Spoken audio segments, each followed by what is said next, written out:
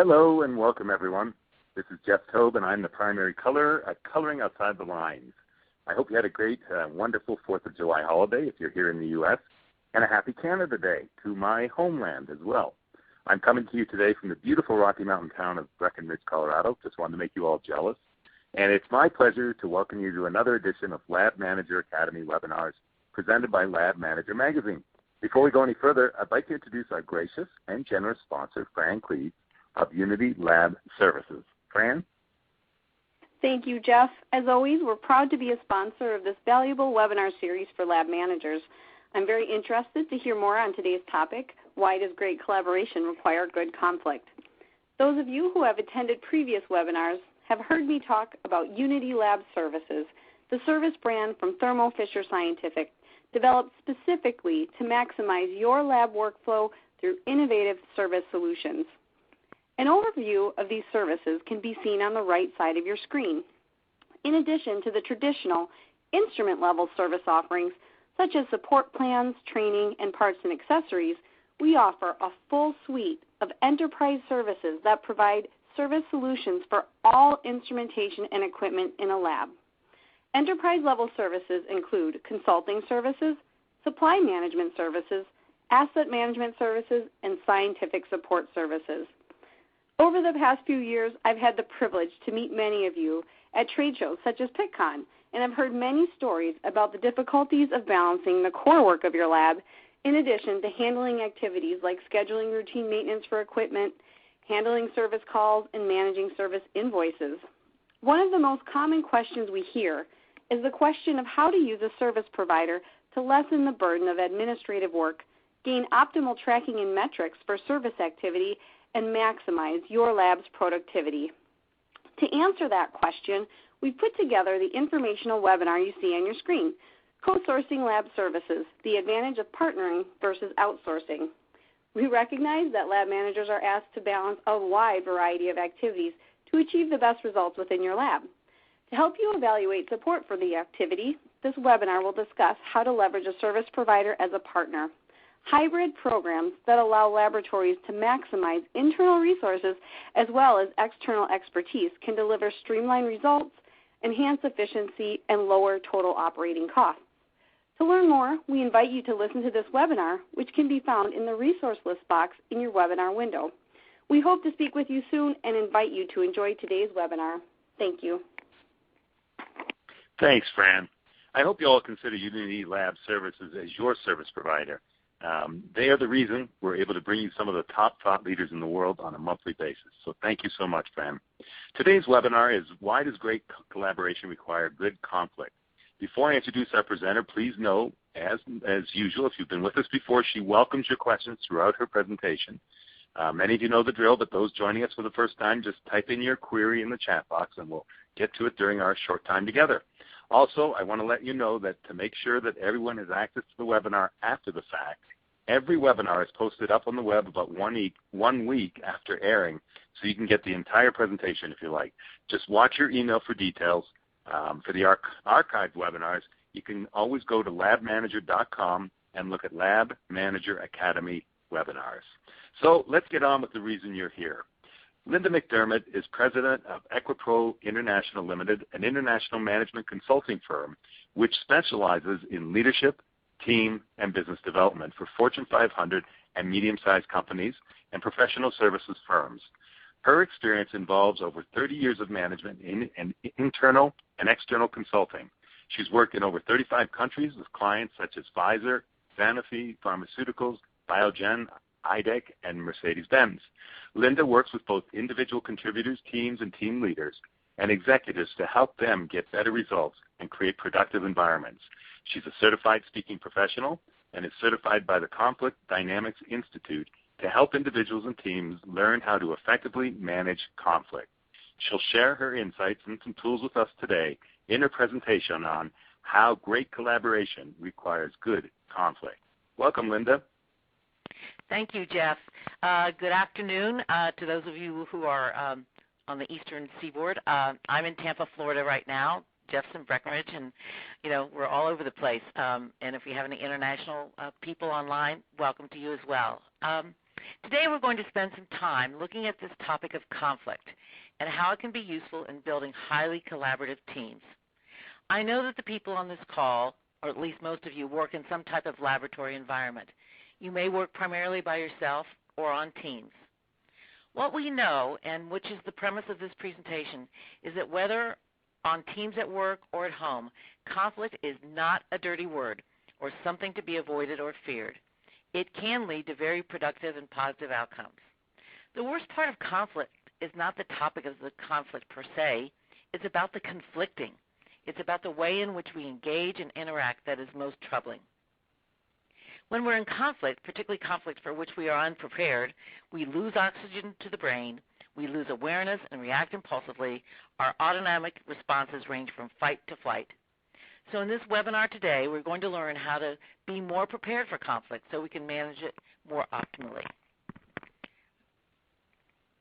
Now, I know that there was a slide, picture of me earlier, and here's another picture, and you're going to see another picture. I won't be able to see your pictures, but at least we included my picture here so that at least it feels a little bit more personal. In our short time together, I'd like to cover these objectives. I hope that as a result of being on this call today that you'll understand better the nature of conflict, what causes it, and how it differs from a disagreement. I hope that you'll come to appreciate how important conflict is for productive collaboration and teamwork. I hope as well that you'll recognize the sources of conflict and what are your hot buttons that trigger conflict for you. I'm going to expose you to a concept that we call the conflict cycle, and I want you then to be able to identify when you're in a conflict where you are in that cycle. And then once you're in a conflict, I want you to be prepared to think about how not to respond and then how to effectively manage your conflict responses that lead to productive resolution. And finally, I'll give you a series of worksheets that will help you plan for a conflict resolution discussion.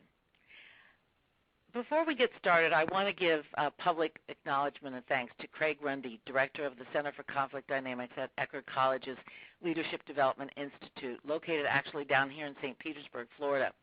He provided me with an assessment process for working with individuals and teams in managing their conflicts. I've been working for over 30 years in over 35 countries in helping teams manage conflict. But when I got exposed to the Center for Conflict Dynamics at Eckerd College, it gave me a structure that I became very, very comfortable with. And finally, I also want to thank the leaders and teams from over 35 countries in all types of positions. I have not worked with political parties and have no intention to, but who helped me to learn the nuances of culture and conflict. So there's a third picture of me. That is me with my husband Bill on the right and our daughter Carrie Lynn in the middle. And there's a reason for the picture. I have a story to go along with it. This picture was taken at a dinner honoring scholarship winners for the Heart of a Champion Award in Tampa, Florida. Carrie Lynn is a student athlete who is headed to Assumption College in Worcester, Mass. On a full athletic swimming scholarship. And the conflict that I'm going to tell you, the conflict story I'm going to tell you about, does involve all three of us. And it involves Carrie Lynn going off to college. So here's the conflict situation that I wanted to share with you. It occurred after Bill got a credit card for Carrie Lynn as part of one of his credit card accounts. She has no credit and has never had a job, so she couldn't get one on her own. So he said, well, let me just get her on my account. And I said, sounds good to me. So an opportunity, or so I thought, to use her new credit card came up when she had to order some new swimming clothing from her college. I suggested that she use her new card and then we would pay it off and thus start her credit history. Bill disagreed. He wanted her only to use the credit card for food, movies, etc., not major purchases. He wanted to purchase the clothing on his credit card. A verbal conflict between the two of us ensued. Now, before I go on, I can just hear some of your thoughts. What's the big deal about whose credit card it's on? The parents are paying the bill anyway. Or this sounds like a mountain being made out of a molehill. Or what is this fight really about? Now, I could have succumbed to Bill's point of view because he does take care of the bill paying in our family. But I really saw this as a teachable moment for Carrie Lynn, and I didn't want to back off. So let me digress for a minute and talk about a definition of conflict.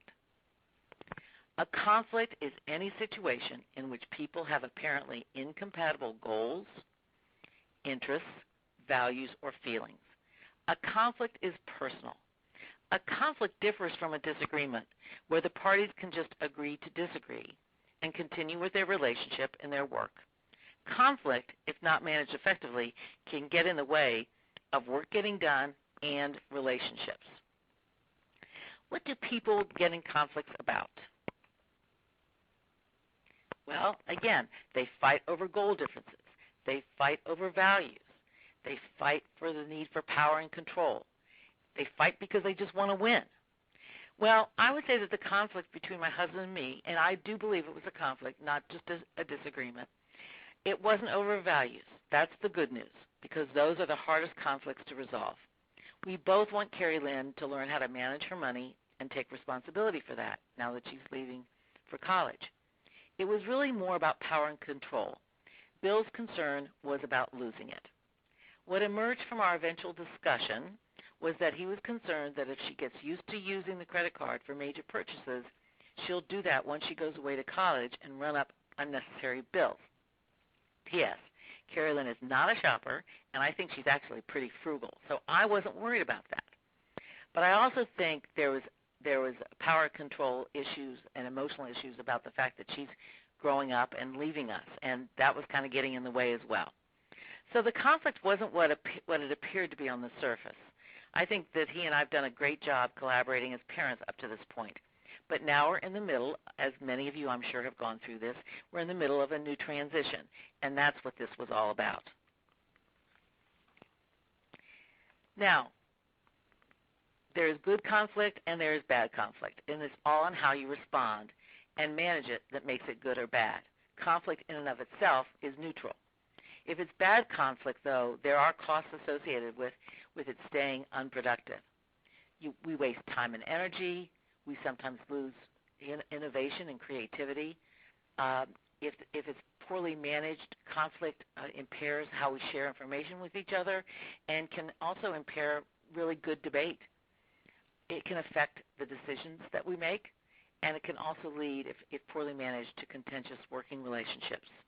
So there are costs associated with not managing conflict well.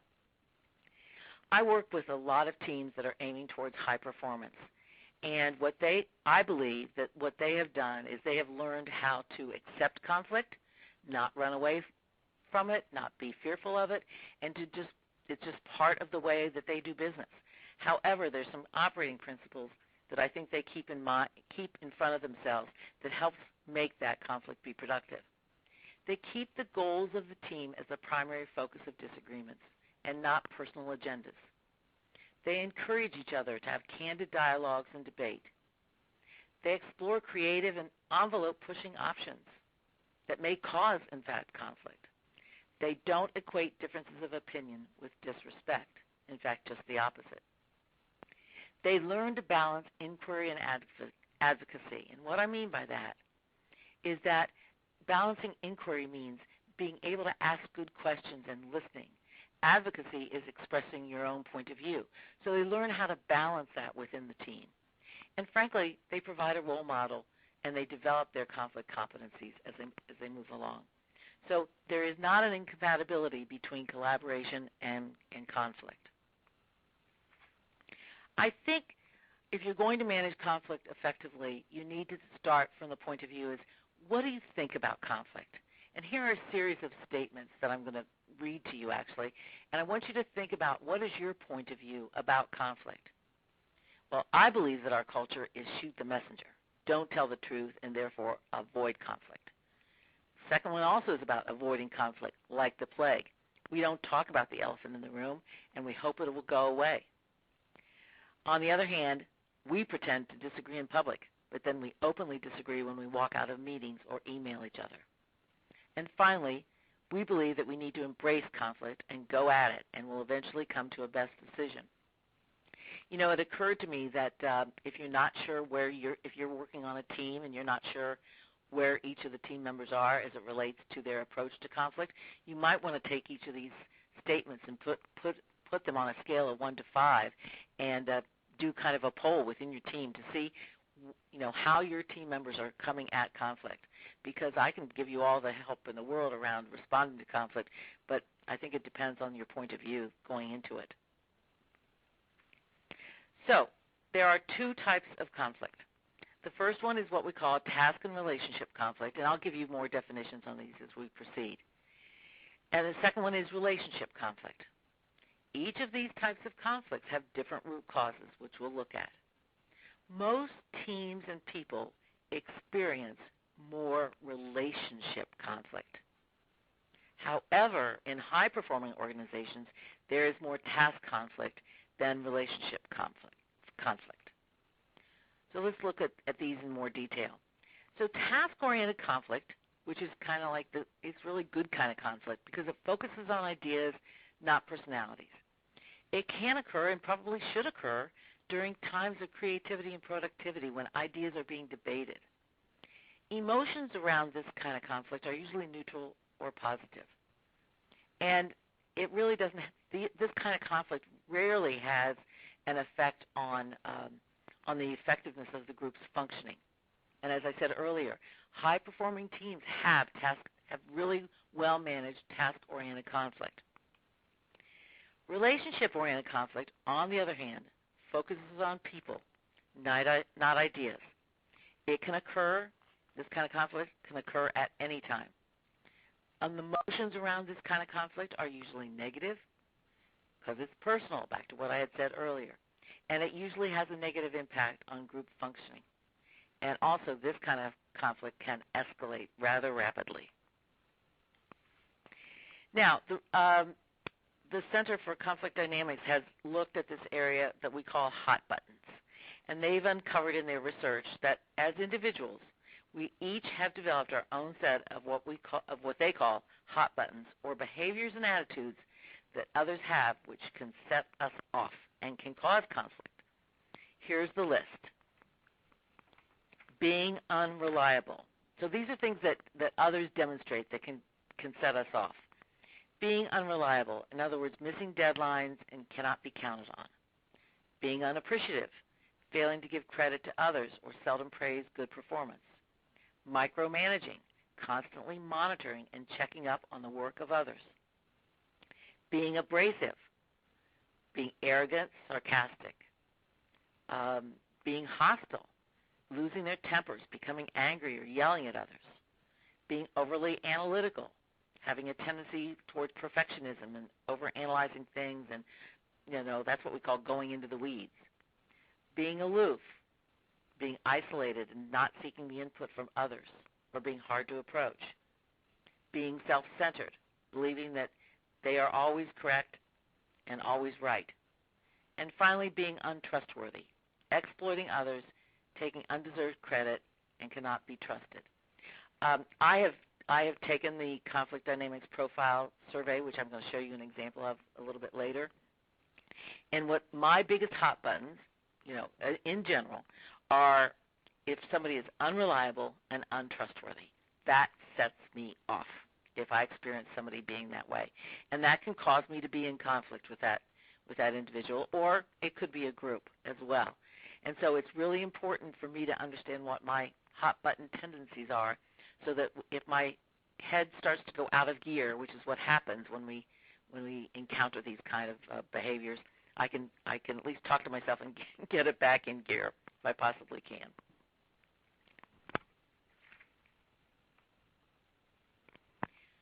So, in a moment I'm going to ask you to mentally complete the first in a series of worksheets that will help you to begin to be more objective about a conflict that you need to manage maybe more effectively. So I want you to think about a conflict that you are A, either currently in with another person or group today, or B, a conflict you were in that may be over, but you think it could have been resolved more effectively. I always find that in doing these kind of webinars or workshops with concepts that it's always best if you can bring it home and have some application. So this is the first application exercise. If we were in a workshop, I would actually have you complete this and then turn to a buddy and talk it through. So once you've identified the conflict, either current or past, the first question to ask yourself is this: how serious or deep is this conflict? If it is sapling strength, like the graphic on the left, then the roots are not well developed, and it should be easier to resolve. If, however, the conflict has deep roots and has festered over time, it will be harder to work on and resolve. So moving to the worksheet, what I want you to mentally think through is, and you may want to jot down some notes here, I want you to summarize the essential nature of the conflict.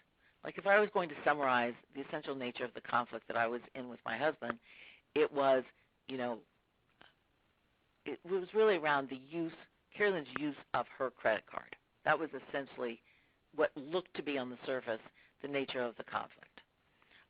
Who were the people involved? The three of us. Mostly it was my husband and me. How long had this conflict been in existence? Like hardly, it had just occurred when she had to go order this clothing. That's when the conflict kind of roared its head up. My point of view about the conflict was I didn't think there would be a conflict. I thought it was a no-brainer as to what she should do with her credit card, but I was surprised that we ended up in a, quote, fight over this. So it's important that you begin to think about the conflict from as an objective point of view as you possibly can. So now in the next set of slides, I want to cover what I call the CDP approach to conflict. Again, this is adapted from the Eckerd College Center for Conflict Dynamics. The CDP stands for the Conflict Dynamics Profile, which you'll see an example of this profile a little bit later. That's the name of the assessment survey that has been developed. The CDP approach to conflict is to focus explicitly on specific behavioral responses to conflict and how they might be changed. Behavior can be changed. People avoid conflict. Here's why I think people avoid conflict. I think they get scared. I think they get scared because they don't feel skillful at dealing with conflict. And that's why they avoid it, because they're worried about the emotional side of it and people getting angry and frustrated. But the whole point of the CDP approach is that if you learn what the various responses can be, then you will be more in control over the situation. The CDP approach also assumes that conflict is inevitable, and in fact, it should not be avoided. Conflict is good. Conflict is good because it shows that you're actively debating ideas and issues and trying to get them out on the table and openly discussing them and then coming to some kind of resolution. But it's that conflicting part, it's that interactive part that people get scared about. The goal is not to eliminate conflict, but to reduce its harmful effects. So here's the conflict cycle. And this is, again, you'll have these slides electronically available to you. I think it's really important. I'm going to go through this in detail with some backup slides coming up, because I think it's really important that you identify where you are on this in this conflict cycle once you're in it. And so what I encourage you to do is to think about that conflict example, either current or past, as I'm going through this cycle. So here are the steps. What happens with conflict is there's a precipitating event and or a hot button that initiates the conflict. So the example, the story I gave, the precipitating event was Carrie Lynn she already had her credit card, but she hadn't used it, and now she had an opportunity.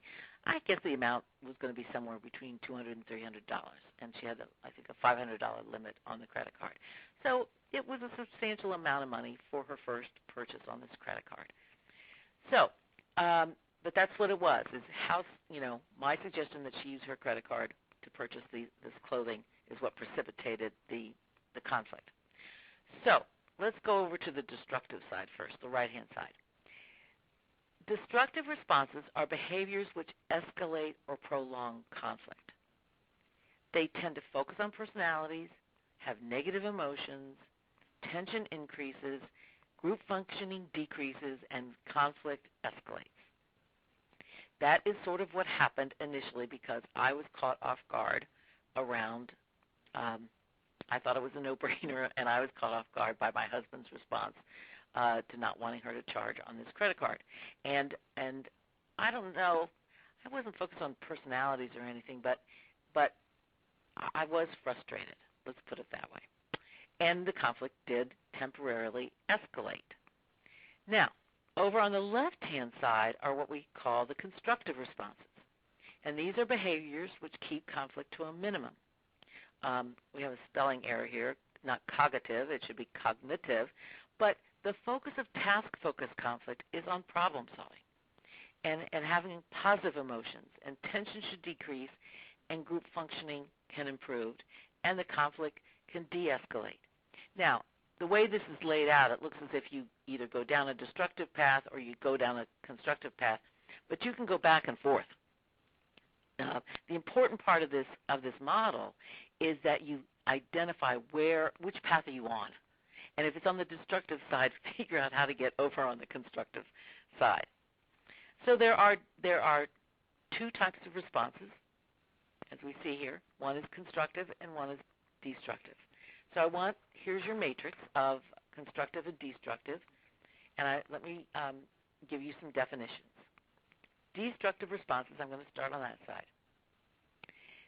When you're destructively responding with the response of winning at all costs, that means that you're arguing vigorously for your own position and trying to win at all costs, regardless of the impact on the relationship. Displaying anger. This is expressing anger, raising your voice and using harsh, angry words. Demeaning others. That means putting them down. Laughing at the other person, using sarcasm. Retaliating. This is obstructing the other person and trying to get revenge at the worst case. Avoiding or ignoring the other person and acting distant and aloof. Yielding, that means giving in. That's also a destructive response.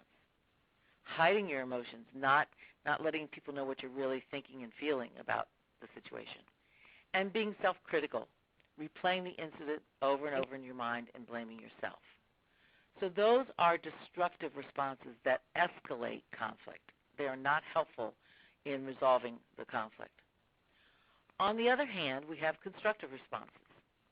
We have perspective taking. That means putting yourself in the other person's position and trying to understand that other person's point of view. Then moving to creating solutions. Hopefully win-win. Brainstorming with the other person, asking questions, trying to create solutions to the problem.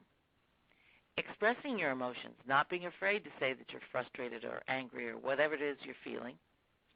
Reaching out, not waiting for the other person, but actually crossing the aisle, so to speak, and making the first move in trying to make amends and move it into problem solving.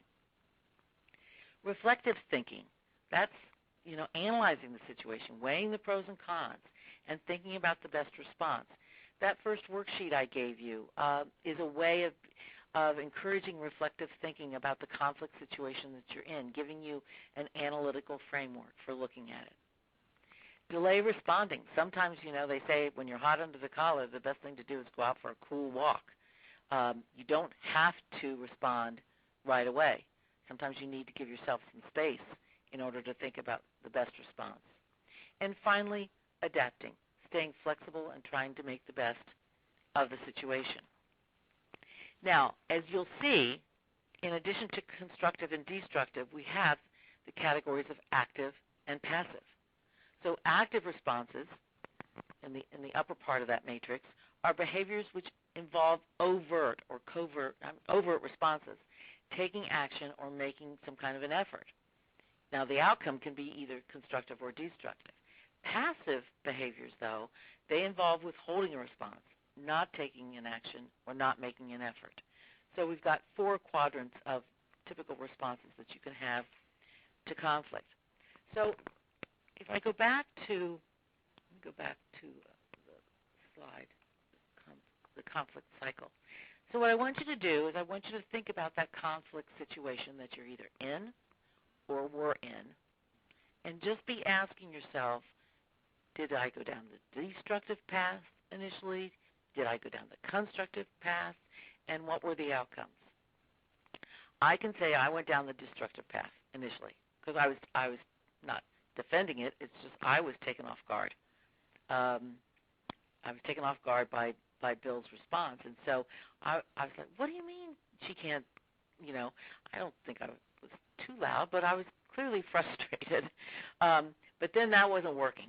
And since I teach this for a living and coach this for a living, hopefully I was able to pull myself up maybe faster than others. But I then went to let me get to my matrix again.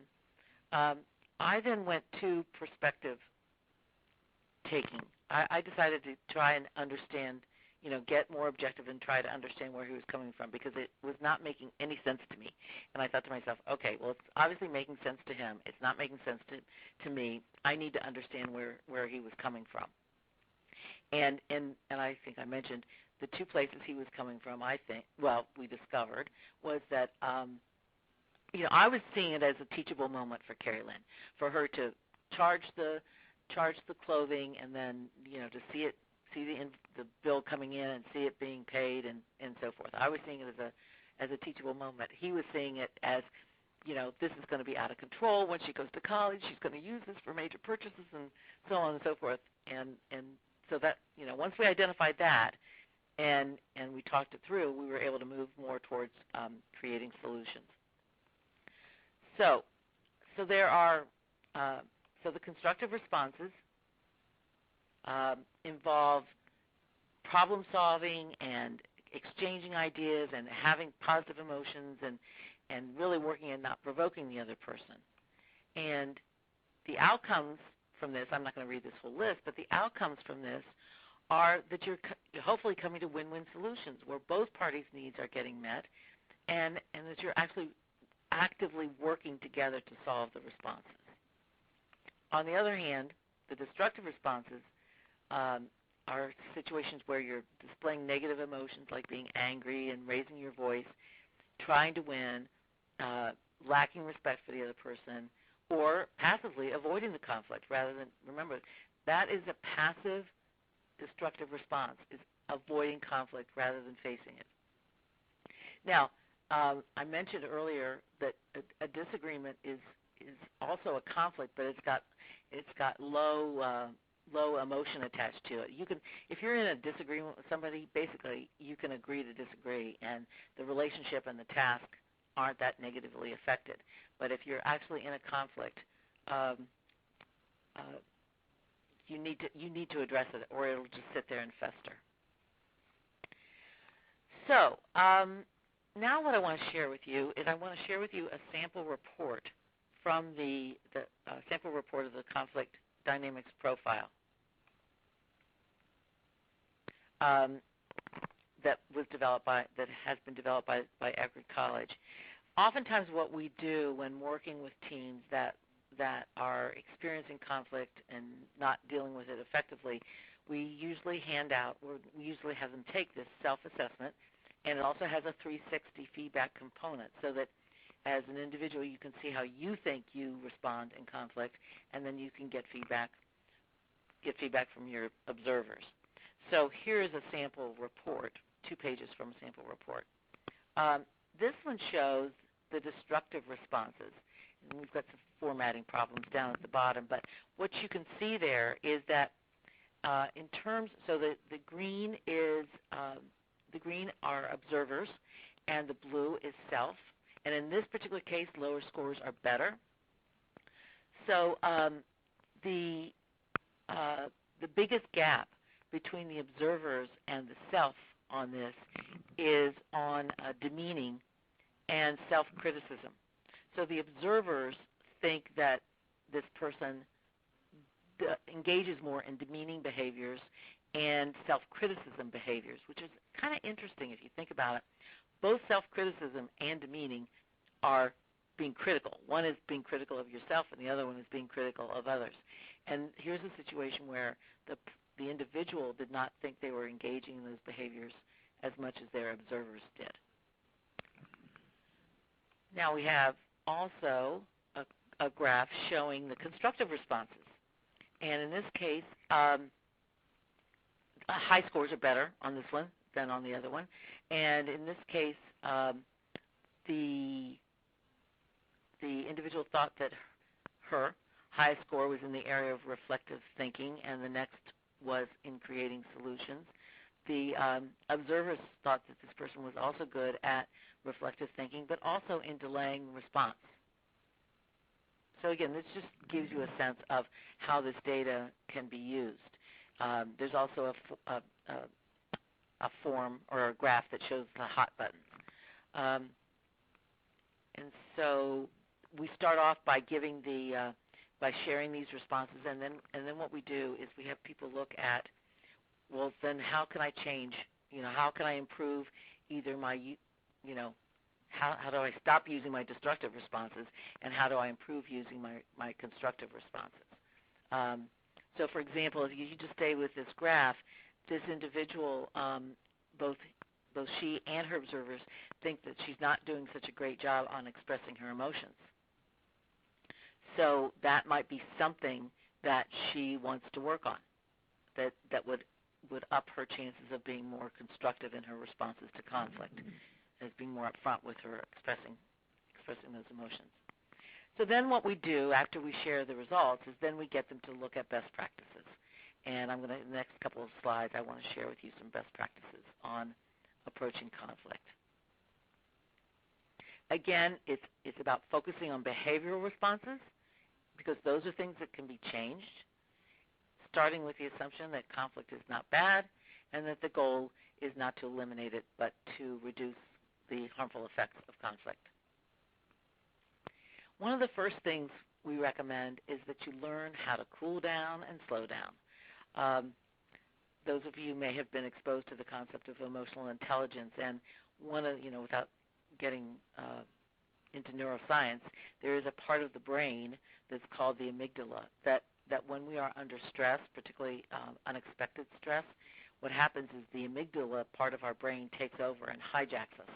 And then automatically we go on autonomic response, and we end up in a fight or flight situation. And so what we want to do is we want to cool down and slow down so that our response is more thoughtful and before we say something that we might later regret. The slowdown is also about getting a perspective. Reappraise and reframe the situation. Think about how you're viewing it, but more importantly, try to understand the other person's point of view. And then do some mindful reflection and think through and discuss, what is the source of the conflict. Focus on what you want for sure, but also try to understand what the other person may need. And then select the most appropriate constructive responses from the list that we've looked at. One of the things that the CDP profile provides you with is what your natural tendencies are. And so what we recommend when we're coaching is to add to those tendencies. So, for example, in the slides we looked at, not being able to express your emotions is something that is designed, we want to add that skill to the repertoire. I think it's important that you assume the other person has positive intentions. Really, really listen to them. Don't interrupt. Really show that your intent is to understand. Express your emotions. Own your emotions using I words instead of, well, you must be crazy for thinking that you want to do it that way. Talk about what your feelings are. If you're not sure how to respond, request a timeout and schedule another time to talk about it. Express maybe another point of view. I always encourage, oftentimes when people get into conflict, it's that they're taking polar positions, black and white positions, and I always try to encourage people, think of the third point of view. What is at least the third point of view on this? And at least acknowledge the other person's point of view, that they're not crazy, that it's just another interesting point of view. You've got to be willing to compromise in conflict. The whole thing is you're looking for a solution, not a victory. If you're out to win, chances are you're going to get killed by the other sword. If you've actually caused emotional distress for somebody, then I think try apologizing first as a way of taking a proactive, constructive response. Sometimes it's good to change the venue, to take somebody out for coffee or lunch or whatever, and to talk about it talk through the conflict more, even in a public place. It can just change the mood. And then again, keep emphasizing trying to understand the other person's point of view. So here's a tool that I'm providing you. You've seen these first 4 questions on an earlier slide. Add to that, what is my main objective? Why is this so important to me? To think through what it is you really want, but also what are the weak points or drawbacks to your position, and what are the potential obstacles or difficulties that you might face with your position. And then be asking, again, what does the other person care most about in this situation? Like in the situation with Bill, what he cared most about is he cared most that Carolyn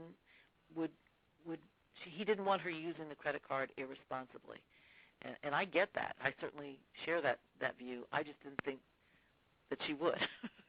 And then, again, understanding the other person's point of view and, what about their reaction seems reasonable and what areas do we have in common on this.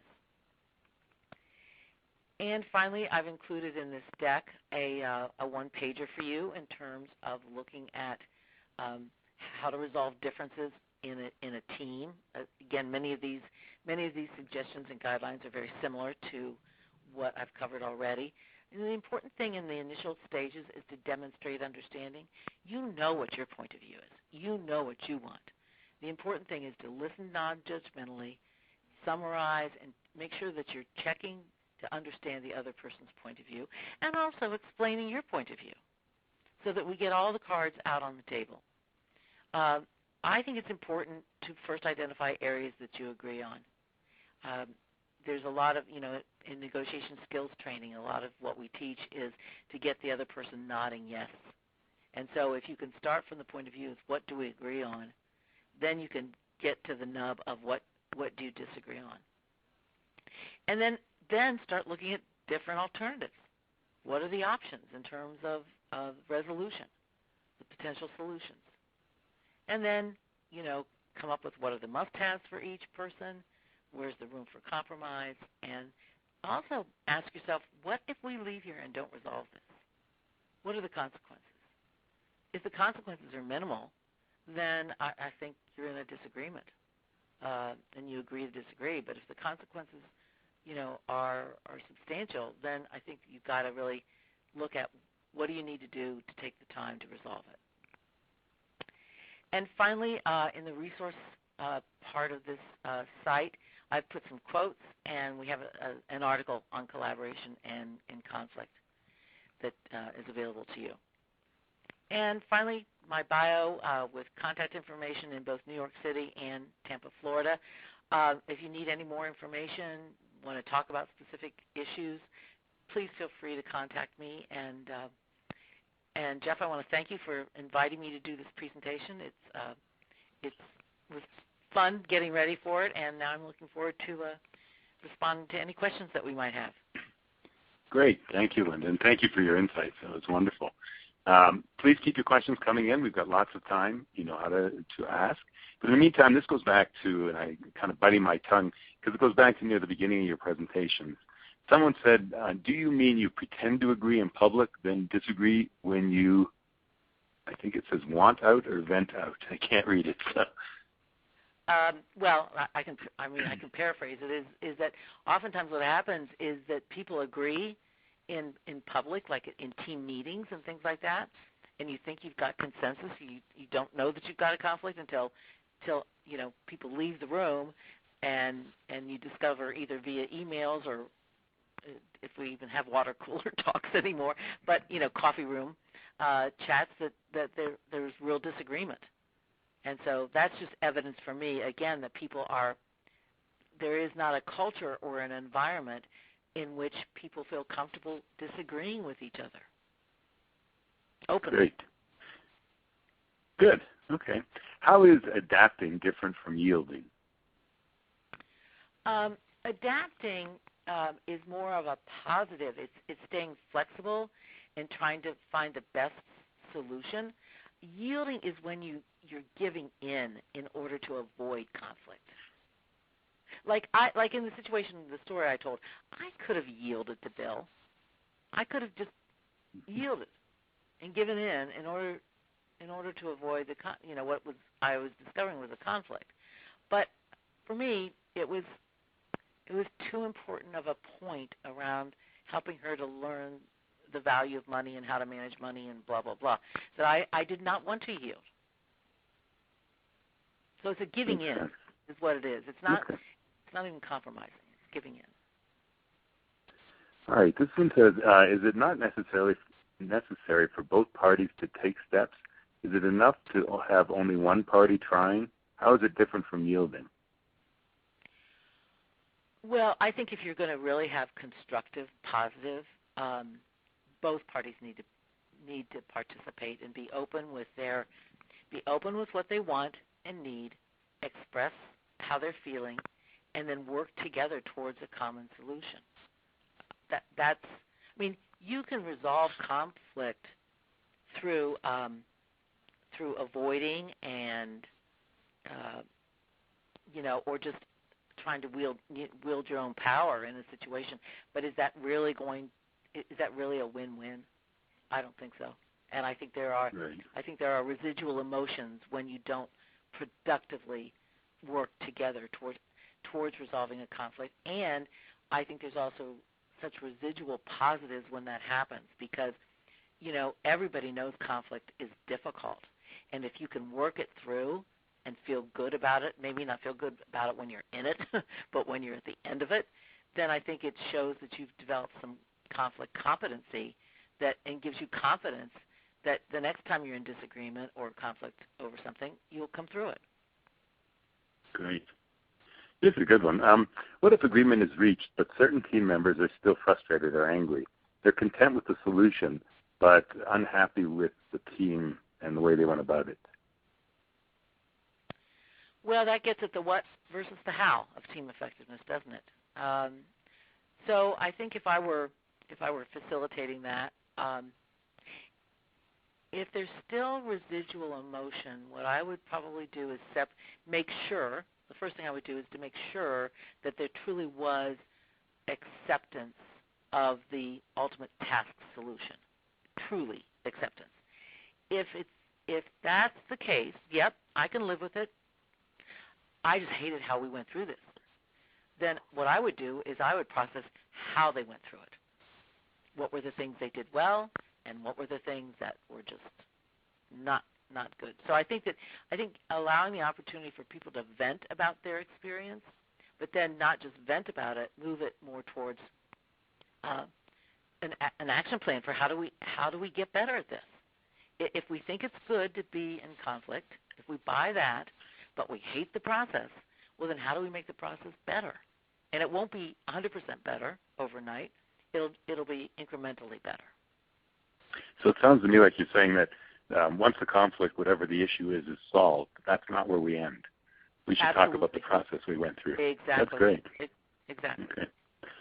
Here's one. What do I do when I'm sure it's black and white and very important to me, but the other person is also certain that the opposite is true? Yeah, I think I've lived through those.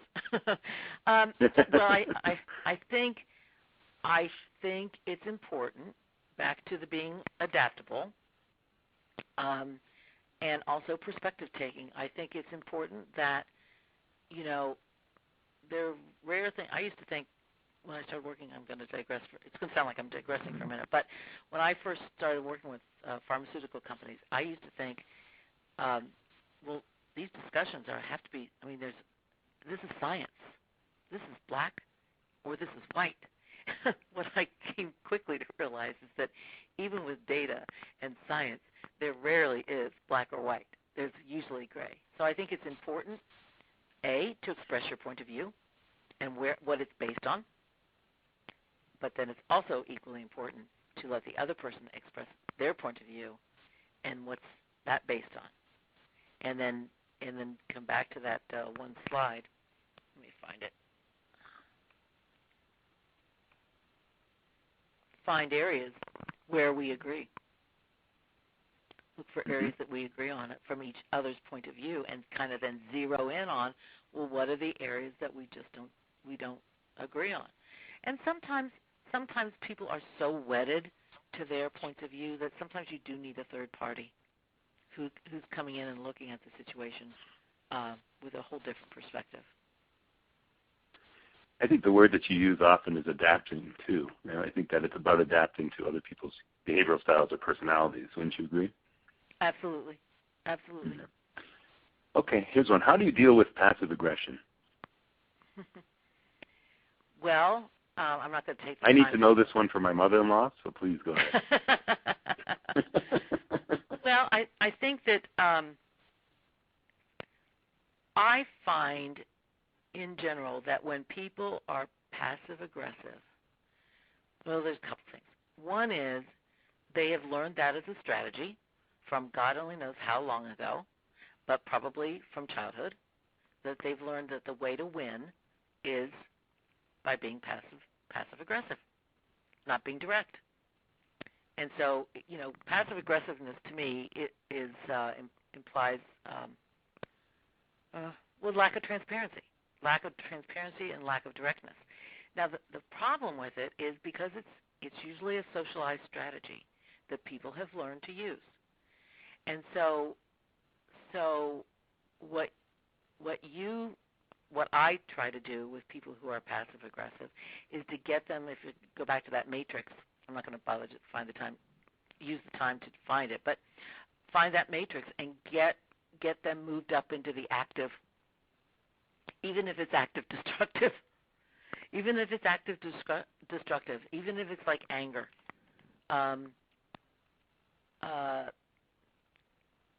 Because what they're doing is they're hiding their emotions.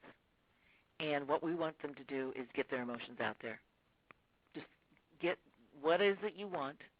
Tell me how you're feeling. I mean, that's the key, is to get them out of passiveness and into the activeness, even if it's destructive temporarily. Tough.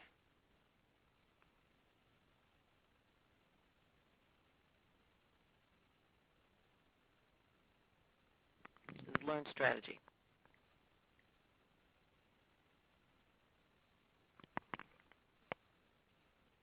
Jeff, you still there? I'm so sorry. Can you hear me now? That's okay. I was worried that mute button. Just let me take a minute just to address a bunch of questions we're getting about whether or not this will be available to everyone. All the webinars are archived. In about 1 week's time, watch your email. Everybody who's on the call will get an email saying how to access them, or simply go to labmanager.com, look at Lab Manager Academy webinars, and you'll find them there. All right, let's go on with some more questions. How does one get management to take a back seat in order to have good collaboration? So I'm trying to think if this it's sounding to me, I'm not sure, but it's sounding to me like this is about empowerment. And what I think the frustration is that they're not in management. Exactly. So, the frustration is that when they say that, management take a back seat, what that implies to me, again, I'm making some assumptions, it implies that management wants to be in control and putting people on short leashes. And what I'm hearing in the question is that if they would give us longer leashes, we would in fact collaborate more. It almost begs another question, but I think that when so let me just deal with the question at hand. I think that when management doesn't empower, I think it's fear. I think it's fear of loss of control. It could be that, like, I've got a client right now who's with a mom and pop biotech firm, and the CEO is very controlling, but they're growing now to the point that they're having to hire in some really seasoned, good, functional level executives, and now he's getting pushback from these people who are usually coming from larger organizations that he's not empowering enough. And his whole point to me was, well, Lynda, I mean, for years I just didn't have the right people, and I said, yeah, but now you do. Now you do, at least.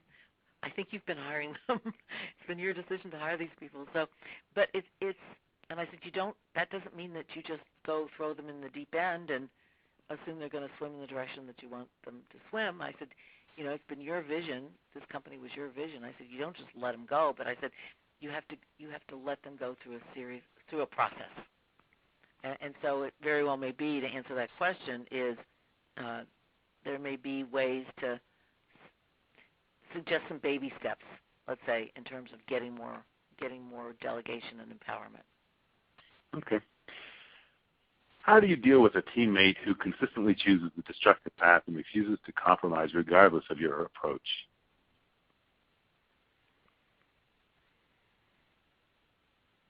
Well, I guess I'm assuming, tell me if I'm wrong, I'm assuming that these are two peers. Is that probably true? So I would have to assume that as well. Yeah, peers, right. Well, that's a tough situation because they're peers. I mean, my least favorite response would be to escalate. I hate that thought. I think that most people, what I always encourage is to have people be open and honest, and maybe this person does not understand the impact that he or she's having on both the other individual and or probably the team as a whole.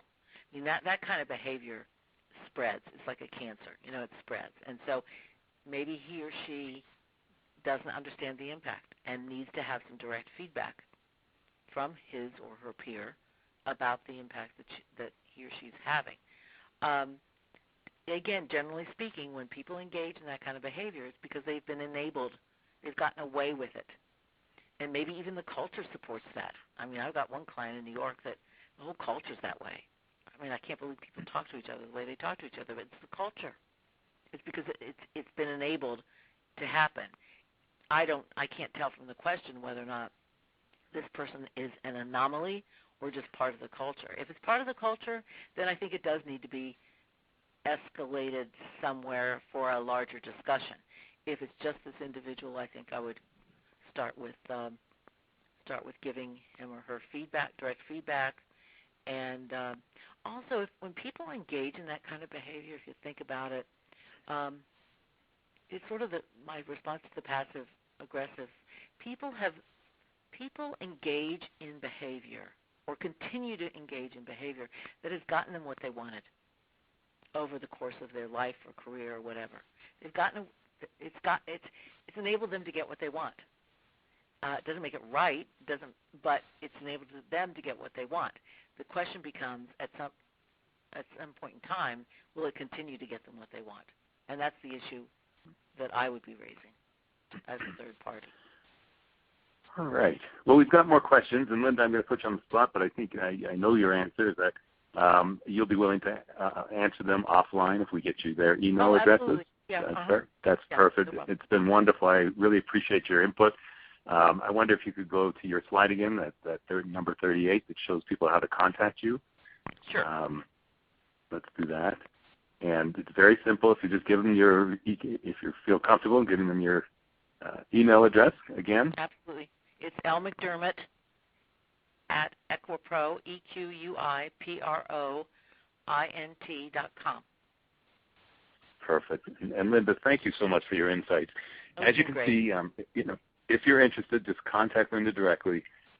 She does speak and train and consult, and like all of our presenters, she's available to help your organization with her very niched expertise. Lynda's provided many resources and materials in the resource section of this page as well. Many of you know that we've put together a 10-DVD set of the top 10 Lab Manager Academy webinars, the most popular from the past 3 years. Many of you know or have heard how educational, informative, and how great they are. And many of you know you should be purchasing a set for your training in your lab. And yet, many of you know you haven't done anything about it. This 10-plus hours includes conflict management, organizational skills, lab etiquette, writing effective emails, and 6 more. And as a special bonus, we've included the audio of my book, Coloring Outside the Lines, and that's free. But, as they say on TV, that's not all. For participants of these webinars only, if you enter the coupon code ACADEMY, that's ACADEMY, you'll receive an additional 10% off the purchase price. Just go to www.academytop10.com. That's the number 10, academytop10.com, and order your 10-plus hours of training for your lab, a refresher for you, or just plain interesting content as soon as this webinar is over. That's www.academytop10.com. I hope you enjoyed the session. I'd like to thank our sponsor, Unity Lab Services, without whom this webinar series wouldn't be possible. Next month, mark your calendars for the second Wednesday of the month. Don't forget, it's the first Wednesday of the month. We were the second Wednesday because of the holiday. First Wednesday of the month for From Problems to Possibilities, Coaching Skills for Managers with professional speaker and author Marcia Reynolds. Mark your calendars for Wednesday, August 6th at 1 p.m. Eastern Time, and watch your email for more details. Again, it is my honor and privilege to be your host, and until next month, this is Jeff Tobe urging you to keep coloring outside the lines. Thanks, everybody.